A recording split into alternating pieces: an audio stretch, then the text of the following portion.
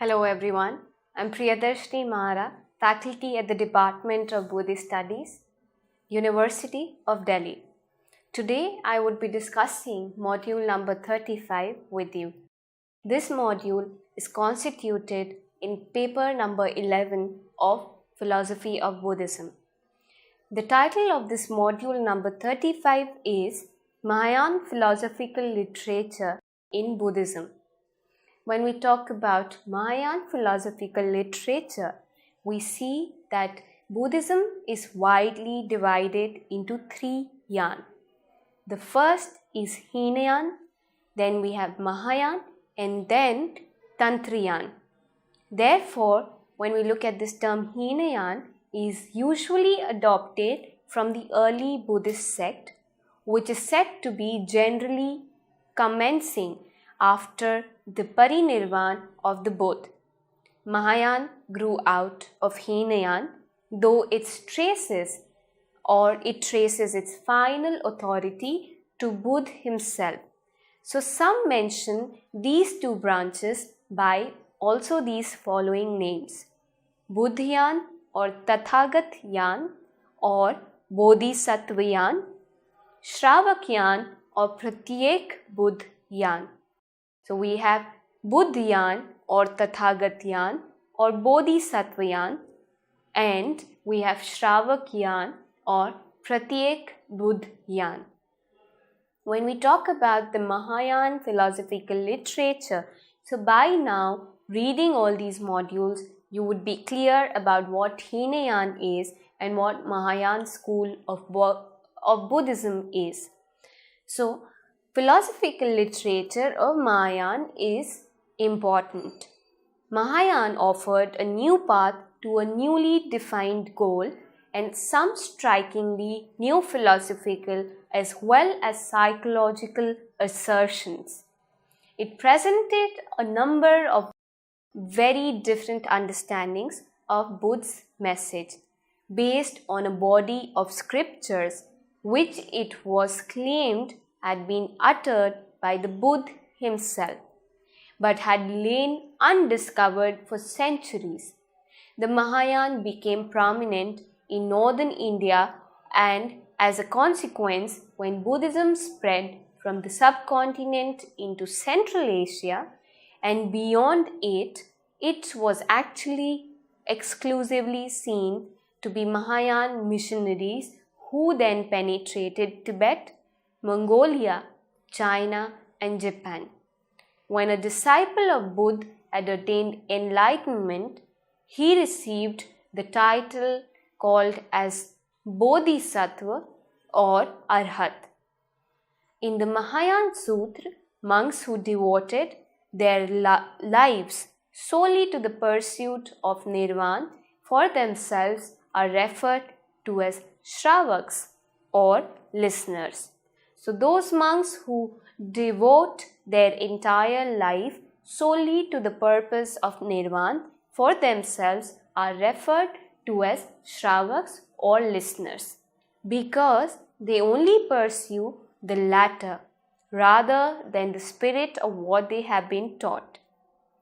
In the Mahayana, such individuals are criticized for self-centeredness in ignoring the sufferings of others in their withdrawal from the world, as well as this turns out to mean that they are striving for what at best can only be illusionary liberation and not the right liberation, because when we talk about liberation or the attainment of nirvana in Mahayana Buddhism, we see that it has to be not just for the individual who is seeking liberation, but for every sentient being.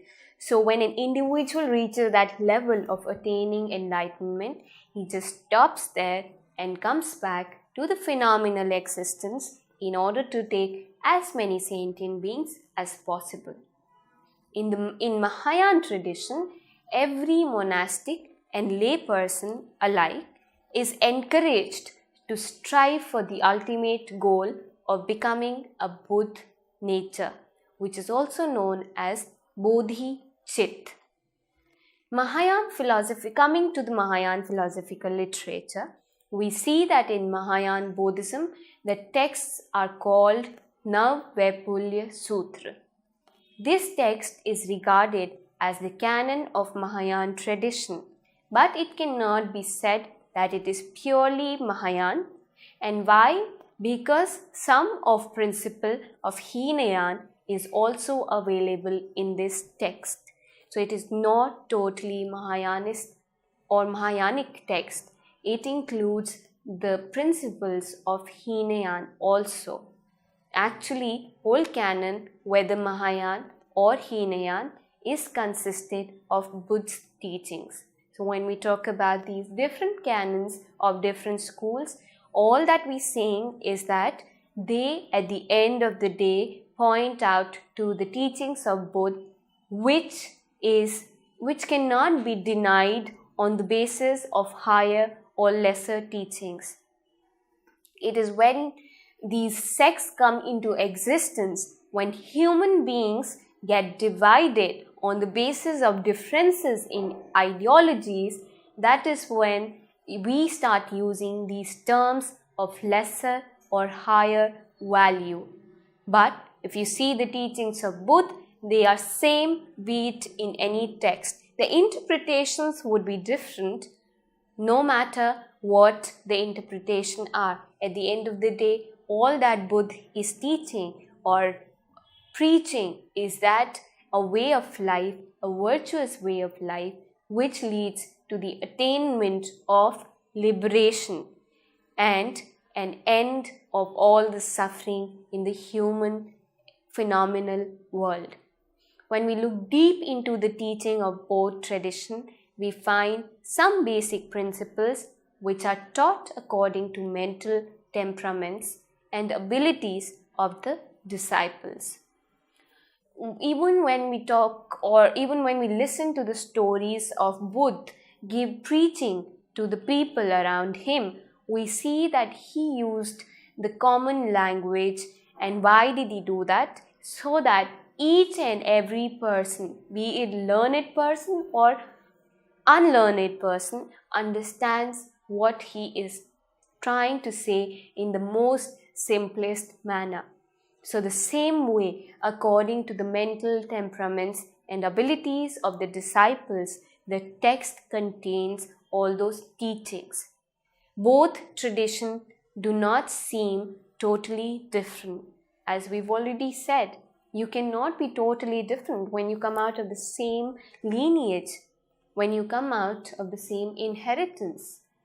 Maybe the way you look at things are different, but at the end of the day, you have the same roots. It seems like a stage for attainment of the ultimate goal, and that is liberation for all. Now Vepulia Sutra has been translated as 9 dharma. So when you see Nav, it means 9, and Vepulya means dharma.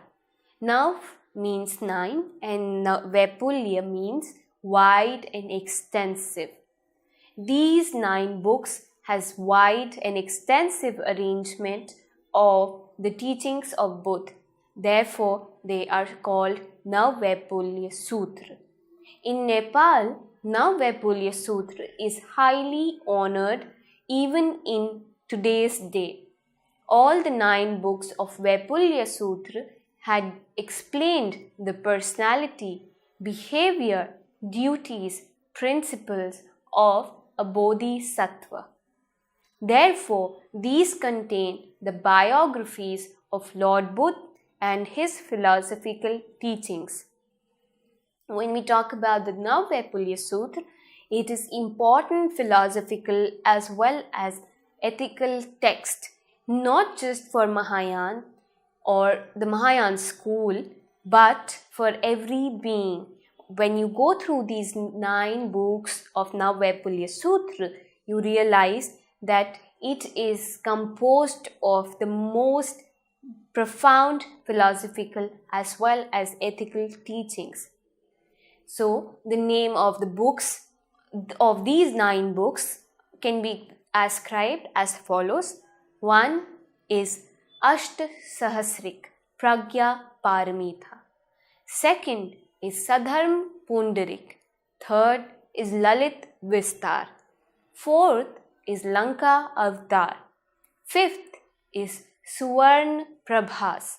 Sixth is Ganda Vyuh.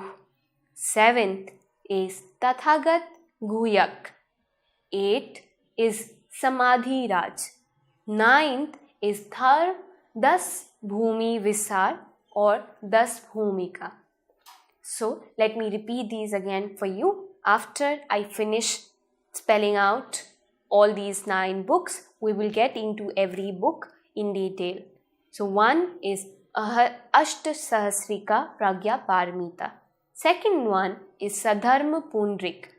Third one is Lalitvistar. Fourth one is Lanka Avatar. Fifth we have Suwarn Prabhas. Sixth is Ganda Vyuh. Seventh is Tathagat Guyak. Eighth is Samadhi Raj. Ninth is Das Bhumi Visar or Das Bhumik. Now let us get into a brief explanation of all these texts. The first one is Ashta Sahasrik Pragya Paramita. It is one of the most important and famous book of Vepulia Sutra. It contains of 32 chapters and 8,000 sutras. When we see this term Asht Sahasrik, we see that Asht means 8 and Sahasrik means 1000, and that is the reason it is known as 8,000 Sutra. Pragya Paramita, however, means perfection of wisdom. So together this text is called Asht Sahasrik Pragya Paramita, which is 8,000 means of perfection. This text contains the dialogues between Buddha and some of his disciples such as Sariputra, Subhuti and Maitreya Putra. It mainly deals with the Pragya Paramita or perfection of wisdom. Then there are 10 Paramitas of Theravada tradition, and the 6 Paramitas are explained in it as important ingredients for attainment of goal. As we've talked about it in paper number 12 of Buddhism, when we talked about Paramitas, we see that there are 10 virtuous actions that are to be performed. So they were 10 in number according to Theravada tradition, and according to early Mahayana school, there were 6 Paramitas. These Paramitas are essential in the attainment of enlightenment, and a Bodhisattva is supposed to be performing these Paramitas or virtuous actions on 10 levels or bhumis in order to attain liberation. When we see that they are important ingredients for the attainment of enlightenment, we see that the 6th perfection, that is the perfection of wisdom or pragya, is given the main focus in this text of Asht Sahasrik Pragya Paramita Sutra. Bodhisattva practice this perfection, which consists love for all being and karuna and the knowledge of emptiness, which is shunyata. Pudgal Nairatmya and Dharm Nairatmya are also discussed thoroughly. Some scholars like Edward Conze claim that this text was composed in approximately 100 to 1200 AD. He divides the development of this text into 4 phases. So, according to Edward Conze, who is a historian, he divides the development of Pragya Paramita Ashta Sahasrik into 4 phases. First is elaboration of basic text. Second is expansion of basic text. Third is restatement of the doctrine in sutra. And the 4th phase is influences of tantric period. So these are the 4 phases in which this particular text developed. Now let us come to the second book of now Vepulia Sutra. The second book is called Sadharma Pundarik Sutra. Sadharma literally means good law or right dharma, and Pundarik means white lotus. So J.K. Nariman had translated this name as Lotus Sutra of Good Law. It discusses about Buddha as a supernatural being. It talks about all the philosophical characteristics that are required according to Mahayana tradition in an individual to be inculcated and developed in order to attain enlightenment. According to Mahayana tradition of Lotus Sutra, these 3 yans, Shravak yan, Pratyek Buddh yan, were the only expedient of Buddha, which are just the steps to reach the ultimate goal, and that is Buddh yan. So, when we talk about the 3 yans according to the Mahayana tradition, we see that all these 3 yans are ultimately pointing out to that one thing, and that is Buddh yan, or the attainment of enlightenment.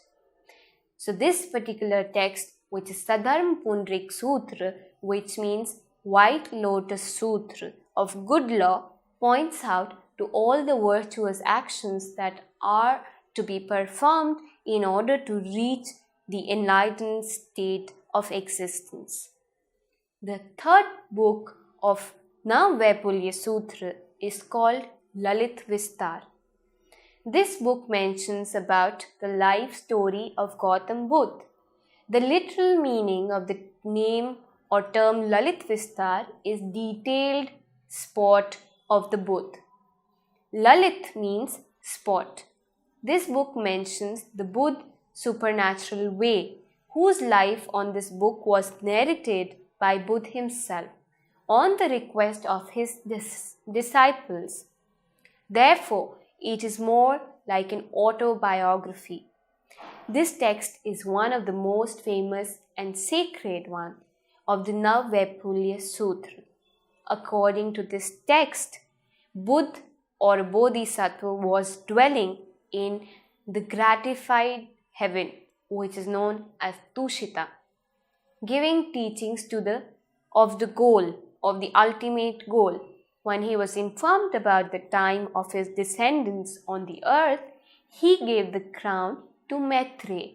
Maitreya is supposed to be the future Buddha who is going to come into existence in future times. So, this Buddha gives his crown to Maitreya to take his place and examine the 5 views entered into the womb of Queen Mahamaya in the form of white elephant. So the story narrates around how Buddha gave his throne to the future Buddha, who is Maitreya, and comes down on earth in order to help sentient beings reach the state of ultimate liberation. Then the 4th book is called Lanka Avatar. In this text, one has told about the visit of Buddha to Sri Lanka, which was known as Ceylon. Now here it is said that he meets Ravan and quenches his queries relating to religious matters. Buddha is supposed to have answered all those queries which Ravan had in regarding to the religious matters. The discussion held between them are mostly related to Yogachar school of Mahayana Buddhism. The text consists of 10 chapters concerning Buddha nature, Shunyata, the Bodhisattva, Tathagat, and so on. We see that the profound philosophical aspects of Bodhisattva, Tathagat, Shunyata are all mentioned in Lanka Avatar text. Scholars assume that the mention of barbarian can be referred to Hun prince. So we see that when we talk about this text, the historical text also mentions the terms like barbarian or the existence of Ravan. So it is said that when we say barbarians, it must have pointed out to the community of Huns who were presently invading that particular region of Ceylon. The fifth text of Vepulia Sutra is Suwarn Prabhas. It has been translated as the golden effulgence and splendor of gold. As in other texts, Buddha is shown as divine being who possesses 3 bodies or 3 kai. Now what are these 3 bodies? That is Dharma kai, which is the body of truth. Then we have Sambhog kai, which is the complete enjoyment body. And we have Nirman kai or emancipation body or the emanation body. When we talk about this text, we see that it contains 21 chapters. The presence of Buddha on this earth is Nirman kai or an emanated body, which is just like a character of a play. It is said in this text that a Brahmin was told that the hair of tortoise, possible to get mustard seed like relic of Buddha, is immaterial truth body. This book further discusses about the prince who offered his body to starving tigress who was going to eat her own offsprings. The bones of this prince was collected in golden basket and erected and in the form of a stoop, and this points out to the ethical as well as the philosophical aspect. The 6th book of Vepulia Sutra is called Gandhavyu. This book mentions about the attainment of highest goal by a youth called Sudhana. Sudhana traveled to different places as instructed by Bodhisattva Manjushri. This book further tells us about the basic philosophical and principles of purifying one's chit or mind. This text was taken to China in 7th century and was translated by Amogh Vajra during the reign of Tang dynasty. The 7th book of Vepulia Sutra is called Tathagat Guhyak. This text is all about the tantric system and principles of Mahayana Buddhism. Tathagat is the Buddha, or also means one who has gone from the pious way to pious and peaceful goal. So certain activities that are done piously lead to pious goal, and that is what is the whole idea of Tathagat Guhyak. Then the tantric teachings were not given to generate mass, and as it is secret, it was given to a very selective disciple. Therefore, it is Guhyak, which means secret. This text contains of 13 chapters which tell us about the secret characteristic of the body of Tathagat, various forms of meditation, ways of meditation, food of meditation, etc.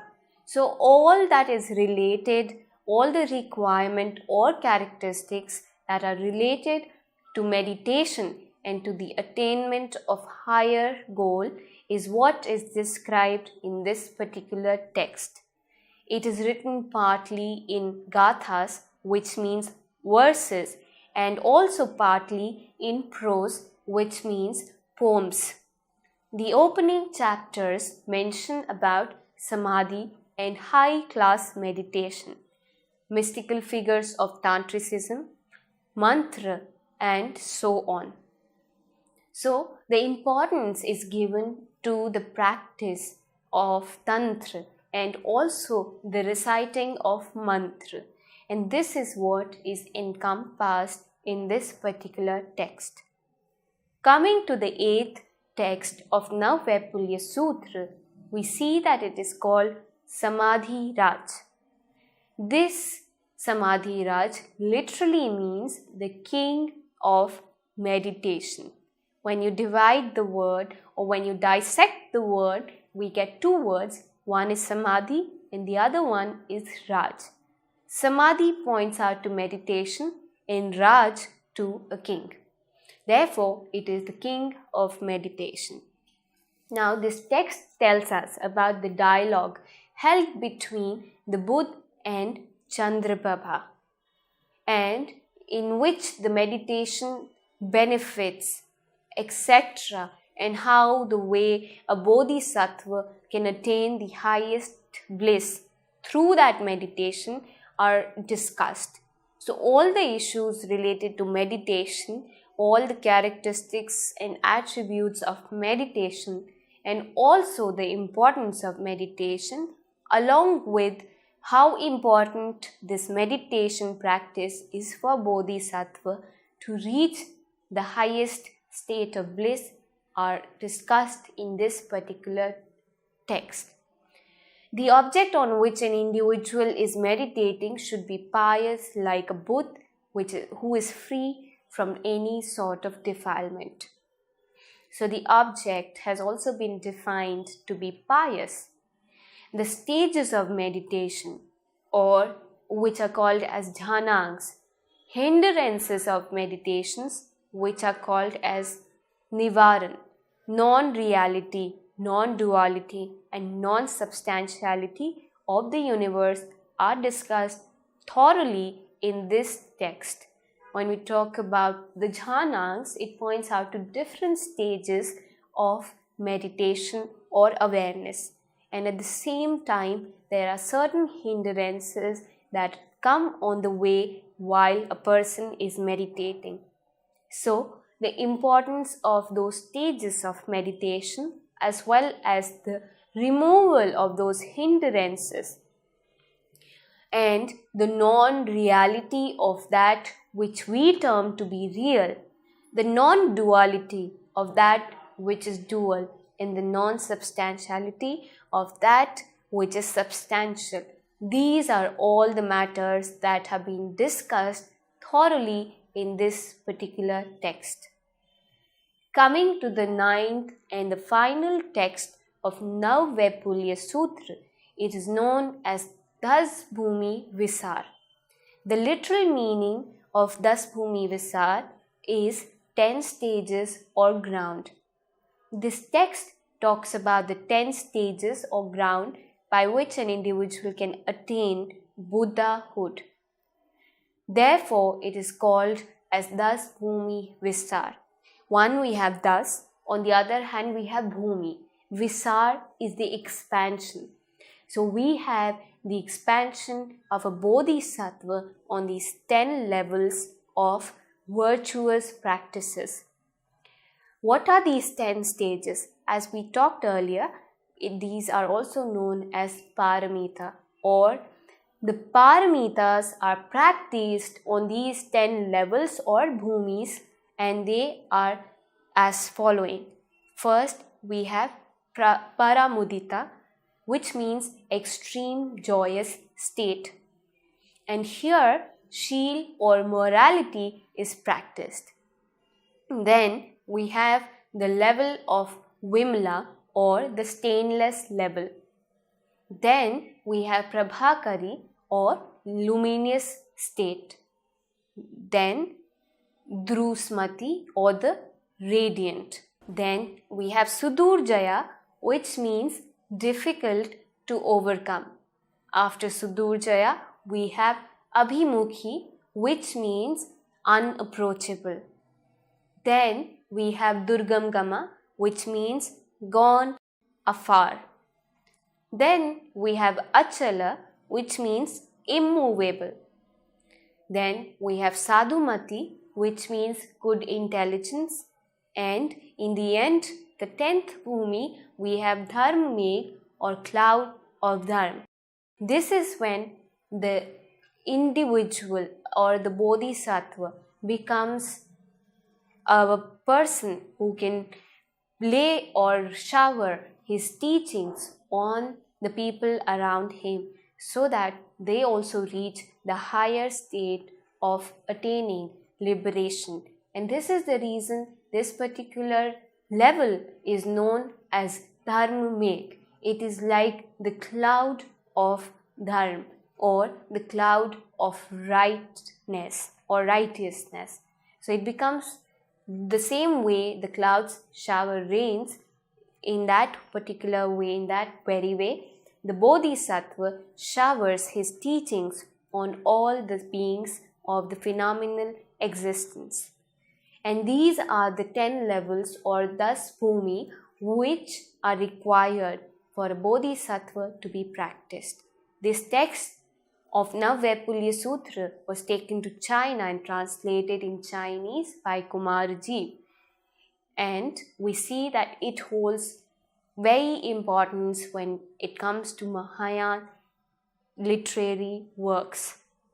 Vepulia Sutra, constituting of these 9 essential and important books which further constitute the profound teachings of Buddha, are the most important literary work of Mahayana Buddhism. Thank you.